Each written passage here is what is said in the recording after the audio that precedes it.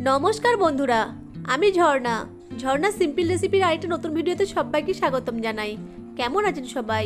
আশা করছি ভালো আছেন। আজকে আমি 1 কাপ সুজি আর 2টো সেদ্ধ আলু দিয়ে নতুন ধরনের নতুন স্বাদের একটি রেসিপি শেয়ার করব। এই রেসিপিটা দেখতে যতটা সুন্দর হয়, খেতেও ততটাই মুখরোচক হয়। আর এই রেসিপিটা খুব কম সময়ে এবং কম উপকরণে বানিয়ে নিতে পারবেন। সকালে জলখাবারে বা বিকেলের নাস্তায় পরিবেশন করতে পারেন এই রেসিপিটা। সবাই খুবই পছন্দ করবে। চলুন তাহলে রেসিপিটা শুরু করি। এই রেসিপিটা বানানোর জন্য প্রথমে 2টো আলুকে সেদ্ধ করে নিয়েছি। এখন একটা গ্রেটারের সাহায্যে সেদ্ধ আলু দুটোকে গ্রেট করে নেব।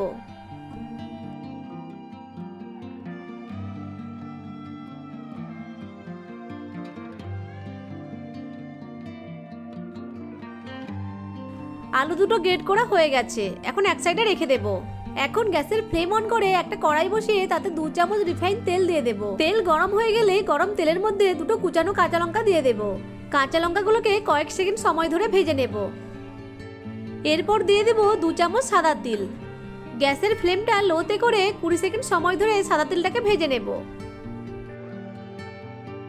এরপর দিয়ে দেব 1.5 চামচ মতো চিলি ফ্লেক্স।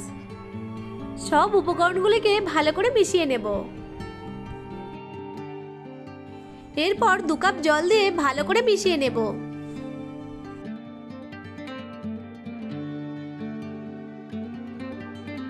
দিয়ে দেব স্বাদ মতো লবণ আর হাফ চামচ চিনি।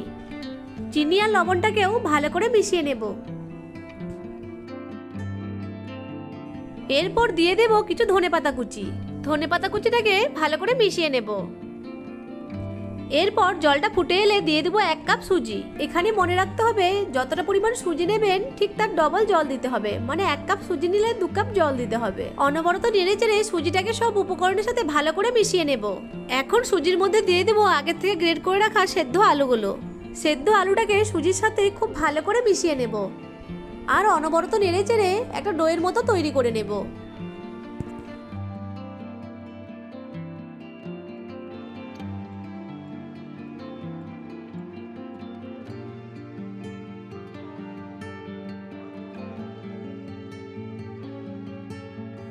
এই পর্যায়ে গ্যাসের ফ্লেম অফ করে ঢাকা দিয়ে 5 মিনিট রেস্টে রেখে দেব।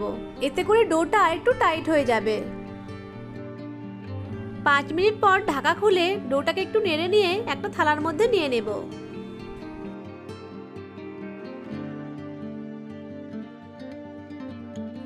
এরপর ডোটাকে একটু ঠান্ডা করে হালকা গরম থাকা অবস্থায় ভালো করে মথে নেব।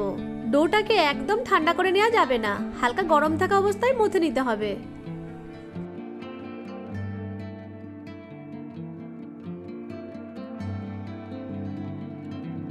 ডোটা মথে নেওয়া হয়ে গেলে 2 হাতে একটু তেল লাগিয়ে নেব।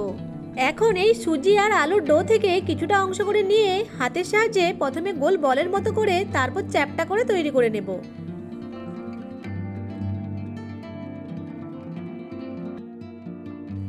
আর ধারগুলোকে এইভাবে একটু সমান করে নেব।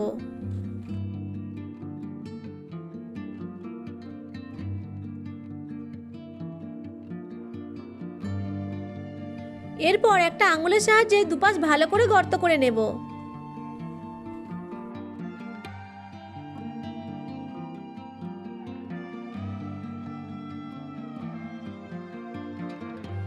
একটা নাস্তা তৈরি হয়ে গেল। এইভাবে এক এক করে সব নাস্তাগুলো তৈরি করে নেব।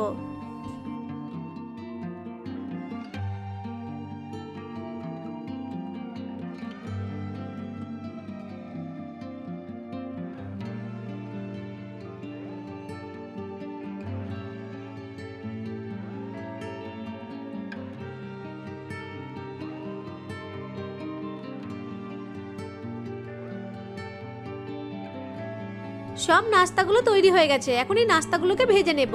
তার জন্য গ্যাসের ফ্লেম অন করে আগে থেকে একটা কড়াই রিফাইন তেল গরম করে নিয়েছি। এখন তৈরি করে রাখা নাস্তাগুলোকে গরম তেলের মধ্যে এক এক করে দিয়ে দেব।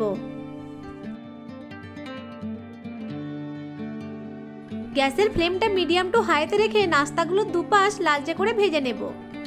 এক পাশ ভাজা হয়ে গেলে উল্টিয়ে অপর পাশটিও ভেজে নেব।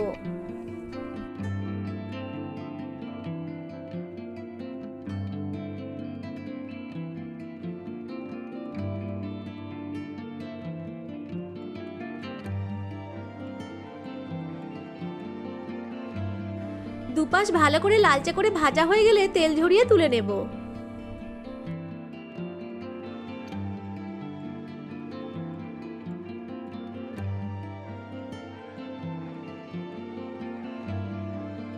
এইভাবে এক এক করে সব নাস্তাগুলিকে ভেজে নেব। সব নাস্তাগুলো ভাজা হয়ে গেছে। নাস্তাগুলোকে একটা প্লেটে সার্ভ করে দিয়েছি। বাচ্চাদের টিফিনেও এভাবে বানিয়ে পরিবেশন করতে পারেন। আশা করছি আজকের রেসিপিটা আপনাদের কাছে ভালো লেগেছে। ভালো লেগে থাকলে আমার ভিডিওটিকে লাইক, কমেন্ট, শেয়ার আর চ্যানেলটিকে সাবস্ক্রাইব করে পাশে থাকা বেল আইকনটিকে অন করে রাখবেন আমার পরবর্তী ভিডিও নোটিফিকেশন সবার আগে পাওয়ার জন্য।